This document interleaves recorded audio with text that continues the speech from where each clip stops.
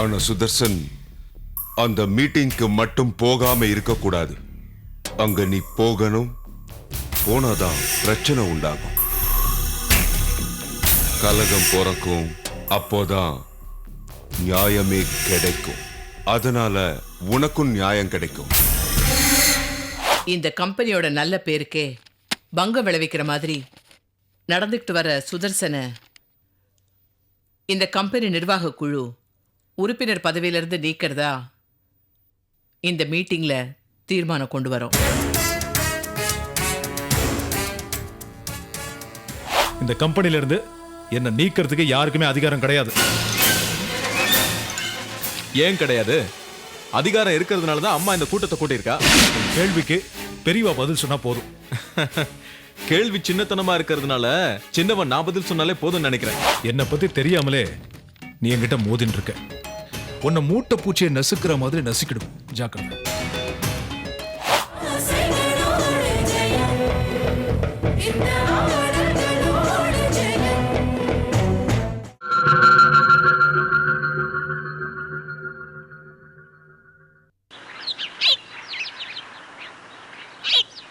இப்ப நான் என்ன சார் பண்ணணும்?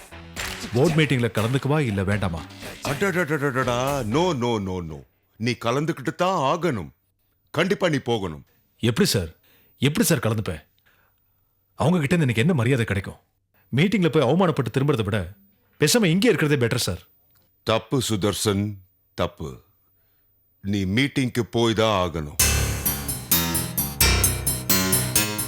இப்ப நீ மீட்டிங்க்கு போகலன்னு வச்சுக்கோ, அது தப்பாயிடும். வக்கீல் நோட்டீஸ் கிடைச்சதோட எதிரொலி தான் அந்த மீட்டிங்கே. நீ அனுப்பின வக்கீல் நோட்டீஸை பார்த்து கோபத்துல உன் அக்காவும் ஸ்ரீவத்சலும் அந்த கோபத்தை கண்டிப்பா அந்த போர்ட் மீட்டிங்ல உன் மேல காட்டுவாங்க. சார், அவ்வளோ பேரை வச்சுட்டு போர்டு மெம்பர் பதவியிலேருந்து என்னை நீக்கிறதா தீர்மானம் பண்ணா அது எனக்கு அசிங்கம் சார். இல்ல அவ்வளோ பேருக்கு மத்தியில வக்கீல் நோட்டீஸ் ஏண்டா அனுப்பிச்சேன்னு எங்க அக்கா கிட்ட கேட்டா நான் என்ன பதில் சொல்றது சார்? ஆமா சக்கரவர்த்தி சார், ஏற்கனவே இவருன்னா அந்த குடும்பத்துல யாருக்குமே ஆகாது. போராததுக்கு இவர் சொத்துல பங்கு கேட்டு வக்கீல் நோட்டீஸ் அனுப்பியிருக்காரு. இப்ப போய் இவர் அவங்க முன்னாடி நின்னா வீண பிரச்சனை தான் சார் வரும். என்ன சுதர்சன், நீங்க ரெண்டு பேருமே புரியாம பேசிக்கிட்டு இருக்கீங்க. நீ கண்டிப்பா போய் தான் ஆகணும்.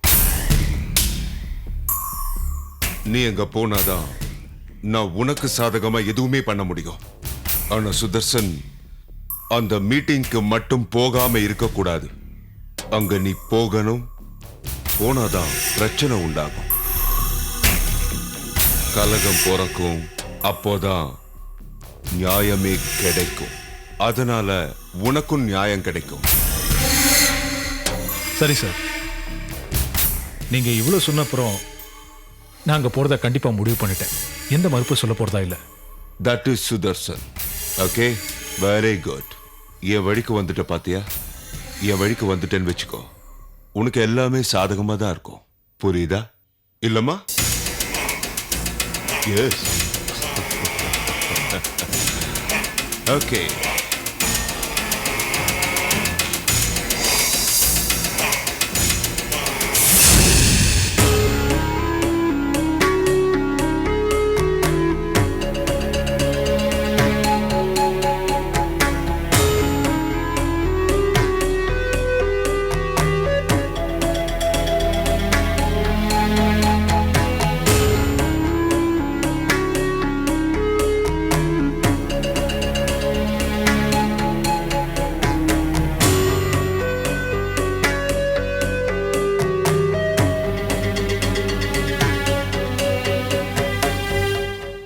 மாப்பிள்ள, என்னது இது? நான் கோயிலுக்கு வரத்துக்குள்ள நீங்க இங்க வந்து காத்துட்டு இருக்க. ஆமா, நான் உங்கள்கிட்ட கௌசல்யா பத்தி பேசணும். என்ன மாப்பிள்ள இது? கௌசல்யா ஆத்துல இருக்கா. நீங்க அங்க வந்து பார்த்தெல்லாம் அவ சந்தோஷப்படுவா. அதுதான் நன்னா இருக்கும். அதை விட்டுட்டு இங்க என்னாண்ட பேசணும்னு சொல்றீங்களே. மாமா, என்ன மன்னிச்சிடுங்க மாமா. மாப்பிள்ள, உங்க யாரையும் அவமானப்படுத்தணுங்கிறதுக்காக நான் உங்க ஆத்துக்கு வராம இல்லை. நான் கௌசிக்கிட்ட நடந்துட்ட விஷயம் நேக்கே அவமானமாகவும் படுறது, வெக்கமாகவும் படுறது. அதான் நான் உங்க ஆத்துக்கு வரல. உங்க ஆத்துக்கு நான் வராம இப்படி கோயில்ல வச்சு உங்களை சந்திச்சு பேசுறது உங்களுக்கு மன வருத்தத்தை உண்டு பண்ணிருந்தா அதுக்காக நான் உங்கள்ட்ட மறுபடியும் மன்னிப்பு கேட்டுக்கிறேன். என்ன மாப்பிள்ள, நீங்க போய் என்னென்ன மன்னிப்பு கேட்டுட்டு உங்களை பத்தி நேக்கு தெரியாதா? யாரோட மனசும் புண்படக்கூடாதுன்னு நினைக்கிறவா நீங்க? நடந்த விஷயங்களை ஏற்கனவே கௌசல்யா உங்கள்ட்ட சொல்லியிருப்பா. நான் அப்படி பேசினது தப்பு தான். அப்படி பேசின நேக்கு இப்போ கௌசல்யா முகத்துல முழிக்கிறதுக்கு ரொம்ப சங்கடமா இருக்கு. வருத்தப்படாதீங்க மாப்பிள்ள. குடும்பம்னு இருந்தா இந்த மாதிரி பிரச்சனைகள் வரத்தான் செய்யும். தப்பு உங்க மேல இல்ல, என் பொண்ணு கௌசல்யா மேல தான். நீங்க கோபத்துல அவளை ஏதாவது பேசியிருந்தா கூட அவ உங்க ஆத்தை விட்டு வெளியில வந்திருக்கவே கூடாது. கௌசல்யா செஞ்சது கரெக்ட் மாமா. எங்க ஆத்து மனுஷாள் ஆரம்பத்திலிருந்து அவளை காயப்படுத்திட்டு வந்திருக்கா. அவளும் பொறுமையா தான் இருந்திருக்கா. அவங்க எல்லாரும் பேசின பேச்சுல நானும் எமோஷன் ஆயிட்டேன். ஒரு சராசரி மனுஷனா அவள்கிட்ட பேச போய் தான் அவ ஆத்த விட்டு வெளியேறிட்டா. இந்த இடத்துல கௌசல்யான்னு இல்ல, வேற எந்த பொண்ணா இருந்தாலும் அதைத்தான் செஞ்சிருப்பா. ஏற்கனவே அம்மாவும் மண்ணியும் அவளை கரிச்சு கொட்டிகிட்டே இருக்கா. திரும்பவும் அவ எங்க ஆத்துக்கு வந்து வாழ்றது நீக்கு அவ்வளவு நல்ல விதமா படல. ஏன்னா மண்ணியும் அம்மாவும் இன்னும் அதிகமா கௌசல்யாண்ட பிரச்சனைகள் பண்றதுக்கு நிறைய வாய்ப்புகள் இருக்கு.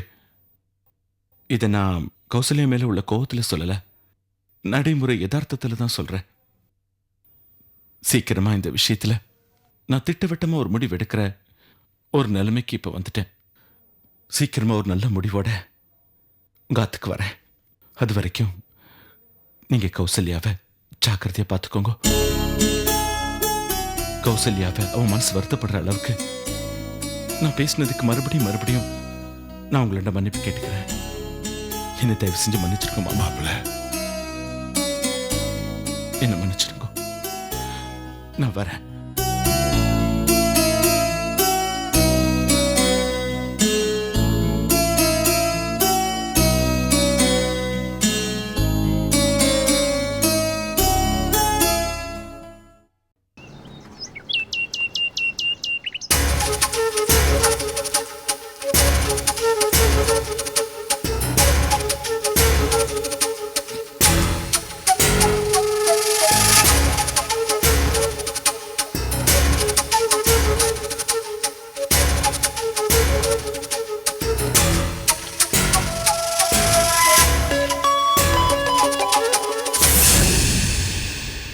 அம்மா, ம் நாழி ஆறுதுமா.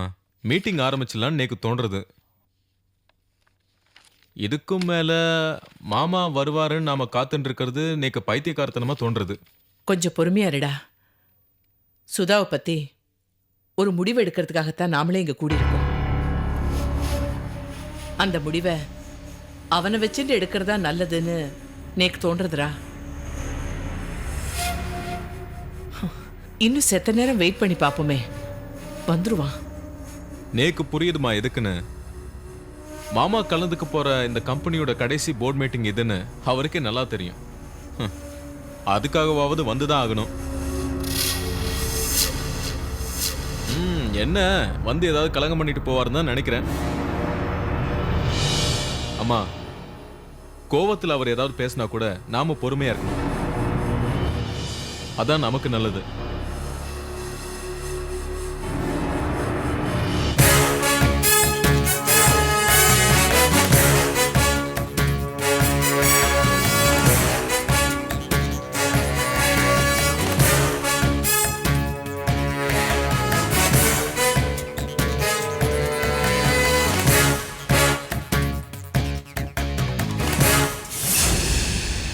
அம்மா, நீ எடுத்த அந்த தீர்மானத்தை வாசிச்சுடு. வாசிச்சுட்ட பிறகு பொதுவா வச்சு தீர்மானத்தை நிறைவேற்றலாம்.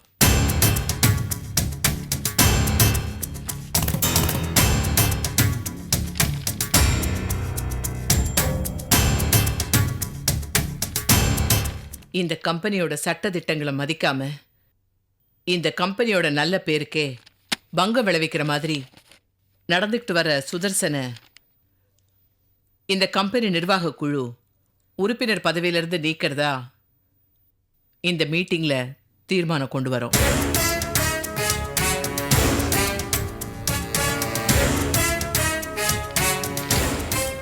கடந்த காலங்களில் அவர் கம்பெனியோட வளர்ச்சிக்கு நிறைய உழைச்சிருக்கார்.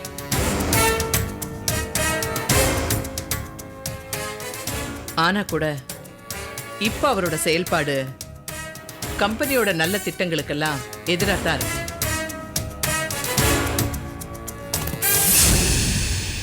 கம்பெனிக்கு வேண்டப்படாத ஆட்களோடு சேர்ந்துண்டு கம்பெனிக்கு பங்கம் விளைவிக்கிற மாதிரி அவர் தொடர்ந்து நடந்துட்டு இருக்கார். வேற வழியே இல்லாம கனத்த மனசோட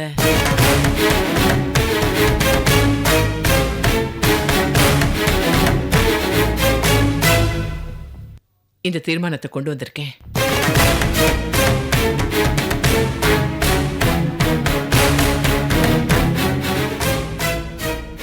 மற்ற உறுப்பினர்கள் எல்லாருமே இந்த தீர்மானத்துக்கு ஒப்புதல் தந்து இந்த தீர்மானத்தை பாஸ் பண்ணணும்னு உங்க எல்லாரையுமே கேட்டுக்கிறேன்.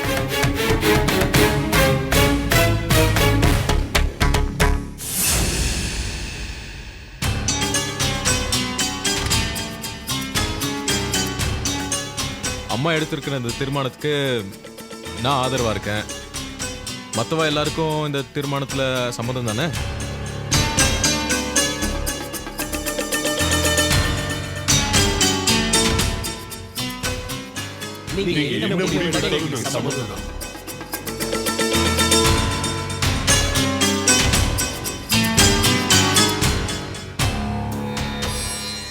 ஓகே, ரொம்ப தேங்க்ஸ்.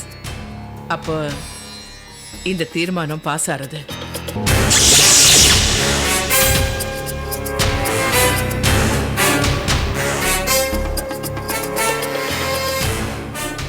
இந்த நிமிஷத்துல இருந்து இந்த கம்பெனிக்கும் சுதர்சன் என்கிற சுதாவுக்கும் எந்த சம்பந்தமும் இல்லை.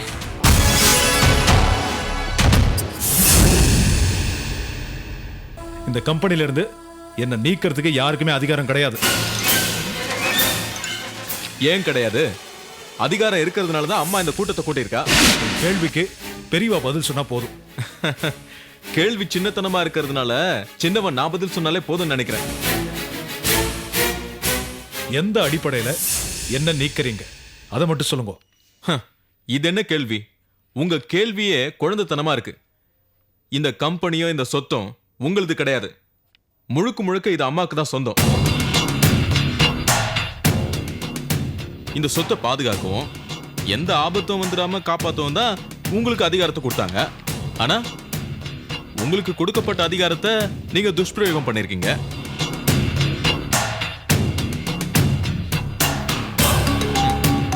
உங்களை கம்பெனி பொறுப்புல இருந்து அதனால தான் கழட்டி விடுறோம். நீ ஒரு கத்துக்குட்டி, நோக்கு ஒன்றும் தெரியாது. இந்த கம்பெனியோட பவர் ஆஃப் அட்டானிய என் பேர்ல தான் இருக்கு. நான் நினைச்சா இந்த கம்பெனியை வித்துட்டு காசு அள்ளி பேக்கெட்ல போட்டு போயிட்டே இருக்க முடியும். மாமா அவசரப்படாது. இது பாருங்க, உங்க பவர் ஆஃப் அட்டானியை கேன்சல் பண்ணி 20 மணி நேரம் ஆச்சு. அது சம்பந்தமான லெட்டர்ஸை நாங்க வீட்டுக்கு அனுப்பியிருக்கோம். கூடி சீக்கிரம் வந்து சேர்ந்துரும். இது அதோட காப்பி. பார்க்கணும்னு தோணுச்சுன்னா பார்த்துக்கோங்க.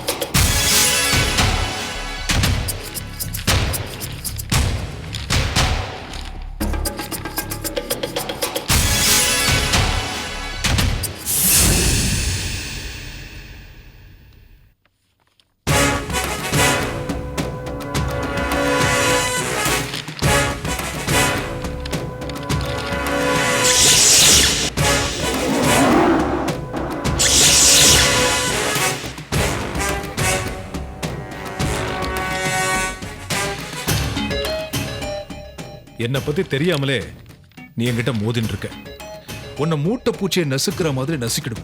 ஜாக்கிரதை.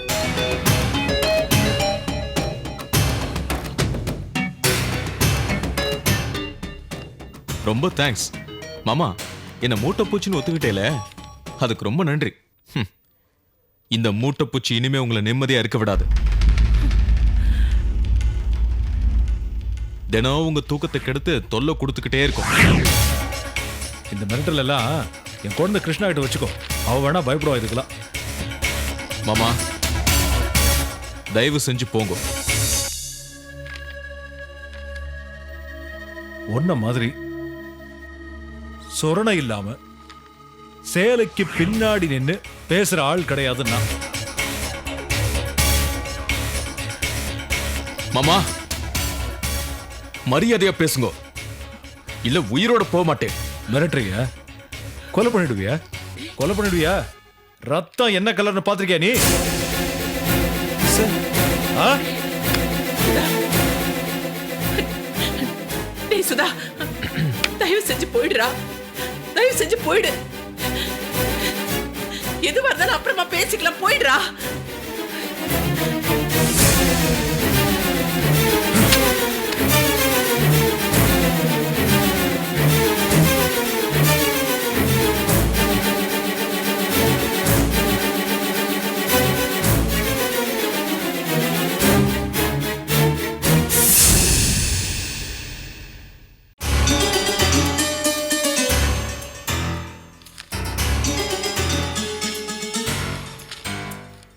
வாமா சீதா, ஏன் தனியா வந்திருக்கிற? கூட யாரும் வரலையா? மாமா, நீங்க ஃப்ரீயா இருக்கீங்களா? இல்ல ஏதாவது முக்கியமான வேலையா இருக்கீங்களா? ஒண்ணும் இல்ல, சொல்லு. நீங்க எங்க அக்கா சந்தோஷமான வாழ்க்கைய வாழணும், அவளோட வாழ்க்கை நல்லபடியா அமையணும்னு தானே நீங்க சுரேஷ் அத்திம்பேருக்கு அவளை கல்யாணம் பண்ணி வச்சே. ஆமா. ஆனா இப்போ அவ 2 பேரும் சந்தோஷமா இல்ல. குடும்பம்னா சின்ன சின்ன பூசல்கள் வரதான் செய்யும். காலம் போற போக்குல எல்லாம் சரியாயிடும். இல்ல மாமா, நீங்க சொல்றது ஒரு பொதுவான வார்த்தை, ஆனா இது அக்காவோட வாழ்க்கைக்கு ஒத்தே வராது. என்னம்மா சொல்ற? இது நாள் வரைக்கும் அவ புக்காத்துல அவ மாமியும் மண்ணியும் தான் அவளுக்கு பிரச்சனை கொடுத்துட்டு இருந்தா. சுரேஷ் அத்திம்பேரும் ஏதோ ஒரு சமயத்துல அவ மனசு காயப்படுற மாதிரி 1-2 வார்த்தையை சொல்லியிருக்கார். அக்காவால தாங்க முடியாம பெட்டி படுக்கையோட எங்க ஆத்துக்கு வந்துட்டா மாமா. Calm down Sita. ச்சே, என்ன மாதிரி ஆள் அந்த சுரேஷ்? என்னதான் நடந்திருந்தாலும் தாலி கட்டின மனைவிய யாராவது வீட்டை விட்டு துரத்துவாங்கல்ல? தப்பு இல்ல? சீதா, கௌசல்யா வீட்டில் என்ன நடந்தது என்ன ஏதுன்னு எனக்கு தெரியாது. ஆனா எது நடந்திருந்தாலும் கௌசிய சுரேஷ் வீட்டுட்டு துரத்திருக்கவே கூடாது, அப்படி பேசியிருக்கவும் கூடாது. சரி விடுமா. ஒவ்வொரு கெட்டதோட முடிவுலையும் நல்லதோட தொடக்கம் இருக்க மாதிரி அவங்களுக்குள்ள நடந்த பிரச்சனையில கௌசியோட வாழ்க்கைக்கு ஒரு புது வாசல் திறக்க போதுமா. நீ கவலைப்படாம போ சீதா. கௌசல்யா வாழ்க்கைக்காக அந்த சுரேஷ் காலில் விழறது கூட நான் தயாரா இருக்கேன். சுரேஷையும் கௌசல்யாவும் சேர்த்து வைக்க வேண்டியது என்னோட பொறுப்பு. ஏய் பாஸ்கர், நீ புறப்படு. சுரேஷ் கிட்ட பேசினீன்னா ஏதாவது வார்த்தை விட்டுருவ, பிரச்சனை ஆயிடும். அதெல்லாம் நான் பார்த்துக்கிறேன், நீ புறப்படு. சரி மாமா, நானும் கிளம்புறேன். என்ன காணும்னு ஆத்துல தேடின்னு இருப்பா. சரிம்மா. இரு பாஸ்கர், நீ பத்திரமா சீதாவை அழைச்சிட்டு போய் கார்லயே அவங்க வீட்டில் ட்ராப் பண்ணிட்டு வா. போ, குயிக். என்னோட வரதுல அவங்களுக்கு எந்த ஆட்சேபனையும் இல்லைன்னா அவங்கள அழைச்சிட்டு போறதுல எனக்கு எந்த பிரச்சனையும் இல்லை. டேய் போடா, போய் விட்டு வாடா, போ போ. இந்த வாரா, நீ என்னென்னமோ சாக்கு சொல்லிட்டு என் மூத்த பொண்ணு கல்யாணத்துக்கு வராம வெளியூருக்கு போயிட்ட, ஞாபகம் இருக்கா? இது 2வது பொண்ணோட கல்யாணம். கண்டிப்பா நீங்க எல்லாரும் குடும்பத்தோட வந்துடுறீங்க. கண்டிப்பா நாங்க வரோம்டா. சென்னையில இருந்து கும்பகோணத்துக்கு மாத்தல் ஆயிட்டா உன்னை நாங்க மறந்துடுவோம் நினைச்சிட்டு இருக்கியா? மாமா, உங்ககிட்ட ஒண்ணு கேட்கணும்னு நினைச்சிட்டு இருந்தேன். மாப்பிள்ள என்ன ஒர்க் பண்றார்? அவர் இந்த வெட்டுறது தைக்கிறது இந்த வேலை பார்த்துட்டு இருக்காரு. என்னடா நீ நம்மளவன் நீ போய் வெட்டுறவங்கிட்டையும் தைக்கிறவங்கிட்டையுமா சம்மந்தம் வச்சுக்கிற? அப்பா என்னப்பா அது இங்கிதான் தெரியாம? லவ் மேரேஜ்ல என்னதான் ஜட்ஜா இருந்தாலும் பொண்ணு விஷயத்துல தீர்ப்பு மாத்தி சொல்ல முடியுமோ? நானும் என் பொண்ணுகிட்ட அதே தான் சொன்னேன். ஏமா, நானும் ரிட்டையர் ஆயிட்டேன். நீ யாராவது ஒரு பசையுள்ள மாப்பிள்ளைய பார்த்து லவ் பண்ணேன்னா எனக்கு கொஞ்சம் செலவு மிச்சமாகுமேன்னு எவ்வளவோ கேட்டேன். அவ முடியவே முடியாதுன்ட்டாள. அப்பா, நீங்க எவனையாவது ஒருத்தனை கையை நீட்டி காட்டி இவன் தான் உனக்கு மாப்பிள்ளைன்னு சொன்னீங்கன்னா அவனுக்கு தான் நான் கழுத்தை நீட்டுவேன்னு ஒத்த காலில் நின்றுட்டாப்பா. என்னதான் இருந்தாலும் மாமா, அந்த அறுக்கிறவனுக்கும் தைக்கிறவனுக்கும் உங்க பொண்ணு கொடுக்கறது நேக்கு சரியா படல. ஓ, நீ அந்த அறுக்கிறதுலயே நிக்கிறியா? You know, is a famous heart surgeon. Doctor ஆக்கும் என் மாப்பிள்ள. ஏண்டா டாக்டர்னு சொல்லி சொல்லிக்கிறது தானே, அதுக்கு ஏன்டா எங்களெல்லாம் இப்படி போட்டு குழப்பின்னு இருக்க? அட என்னடா, எதையும் ஹியூமரஸா சொன்னதாடா ஒரு மனசுல நல்லா பதியும். சும்மா எதையாவது கண்ணாப்னான்னு பேசிட்டோம்னா அதெல்லாம் மனசுல நிக்காதுடா. இது பேர் தான்டா கும்பகோணத்து குசும்புங்கிறது. என்ன இருந்தாலும் நம்ம ஊர் மண் வாசனை போயிடுமா? ஆமா, என்ன நான் பாட்டுக்கு ஏதோ ஜோக்கெல்லாம் சொல்லிக்கிட்டே இருக்கேன். ஒன்றும் சரியில்லையே. ஏய், என்னடா என்னடா உங்க வீட்டுக்குள்ள நடந்துட்டு இருக்கு? நீங்க ஒருத்தரும் பேசாம இருக்கீங்க. ஆமா, உன் சம்சாரம் ரங்கநாயகி எங்க? டேய், அவளுக்கு தலைவலின்னு மாத்திரையை போட்டுன்னு மாடியில படுத்துட்டு இருக்காடா. ஓஹோ, நினைச்சேன். என்கிட்ட நீ கதை அடிக்கிறல்ல? ஏண்டா டேய், நான் ஜட்ஜா இருக்கிறப்போ ஒரு குற்றவாளி முதல்ல கூண்டல ஏறி வந்து நின்னா அவனை முதல் பார்வையிலேயே இவன் என்னென்ன தப்பெல்லாம் பண்ணியிருப்பான்னு நான் கண்டுபிடிச்சிடுவேன். அது உனக்கே தெரியும். உண்மையை சொல்லு, என்ன நடந்தது சொல்லு. அதெல்லாம் ஒண்ணும் இல்லடா, எப்பவும் போலதான் நாங்க நடந்துட்டு இருக்கோம். ஏமா, நீ யாரும் சொல்லக்கூடாதாமா? என்னமா உங்க ஆத்துல நடந்துட்டு இருக்கு? உங்ககிட்ட சொல்றதுக்கு என்ன அங்கிள்? சுதர்சன் மாமா கம்பெனி பணத்தை கையாடல் பண்ணிட்டார். அதனாலேயே அம்மாவும் மாமாவும் பிரிஞ்சுட்டா. அப்படியா? அது மட்டும் இல்ல மாமா, கோர்ட்ல ஸ்டே ஆர்டர் வாங்கி கம்பெனிக்கு சீல் வேற வச்சுட்டா. மாமா, சுருக்கமா சொல்லப்போனா பாசத்துக்கு அடி விழுந்தெடுத்து தொழிலுக்கும் அடி விழுந்தெடுத்து. அட பாவி, இவ்வளவு விஷயம் நடந்திருக்கு, என்கிட்ட ஒண்ணுமே சொல்லியாடா? டேய், இப்போதான் நீ ரிட்டையர் ஆயிருக்க, அதுவும் ரெஸ்ட் எடுத்துட்டு இருப்ப. இந்த நேரத்துல ஏன்டா உனக்கு ஃபோன் பண்ணி தொந்தரவு பண்ணுவானேன்னு தான் நான் ஃபோன் பண்ணல. ஓஹோ, நான் ரிட்டையர் ஆயிட்டேன்னா என் ஃப்ரெண்ட்ஷிப் ரிட்டையர் ஆயிடுச்சுன்னு நினைச்சுக்கிட்டியா? நல்ல ஆள்ரா நீ. ச்சே, என் மூத்த பொண்ணு லீடிங் சார்ட்டர்ட் அக்கவுண்டன்ட். ஓஹோ, அவளை நம்பி எவ்வளவோ பெரிய பெரிய கம்பெனிலாம் இருக்கு. ஃபைனான்சியல் கன்சல்டன்டா இருக்கா. சரி. அவளுடைய மாப்பிள்ள, அதான் என் மூத்த மாப்பிள்ள, பெரிய அட்வொகேட், சிவில் லாயர். அவன் வேற இருக்கான். சட்டத்தெல்லாம் கரைச்சி குடிச்ச நான் இருக்கேன். நாங்க 3 பேர் இருக்கிறப்ப நீ எதுக்குடா கவலைப்படணும்? நாங்க உங்களை காப்பாத்துறோம்டா, கவலைய விடுறா. ரொம்ப நன்றிடா. ஏய், என்னடா, யார் யாருக்குடா நன்றி சொல்றது? நம்ம அந்த மாதிரியாடா பழகி இருக்கோம். இப்ப என்ன, சொத்து விவகாரம் கோர்ட்ல இருக்கு, அவ்வளவுதானே. தைரியமா இருடா. இதுக்கு போய் ஏன்டா பயப்படுற நீ? அதான் அங்கிள், எங்க எல்லாரையும் ரொம்ப பாதிச்சிடுச்சு. இனம நீ இதுக்கெல்லாம் போய் அப்செட் ஆகிட்டு, 5 கொலை பண்ணவன் என் கோர்ட்ல வந்து நின்னான். நான் என்ன பண்ணேன்? அவனுக்கு ரெட் ஆயில் தண்டனை கொடுத்து போடான்னு. ரொம்ப நன்றி சார்னு கையெடுத்து கும்பிட்டு போனான். எதுக்கு நன்றி சொன்னார் அங்கிள்? எதுக்கா? அவனுக்கு தூக்கு தண்டனை கொடுக்காம வெறும் ஆயில் தண்டனை கொடுத்து அனுப்பிச்சேன் பாரு, அதுக்கு தான். அந்த மாதிரி நீங்க கவலைப்படாதீங்க. இந்த கேஸ் ஒன்றும் ஆயிடாது. உங்க சொந்தமான ப்ராப்பர்ட்டி எதுவும் ஜப்தி பண்ற அளவுக்கு எதுவும் வந்துடல. நாங்க இருக்கோம், நீங்க கவலையை விடுங்க. உங்ககிட்ட பேசிட்டு இருந்ததுல டைம் போனதே தெரியலடா. நான் வரேம்மா. கண்டிப்பா கல்யாணத்துக்கு எல்லாரும் வந்துருங்க. நான் வரேன்டா.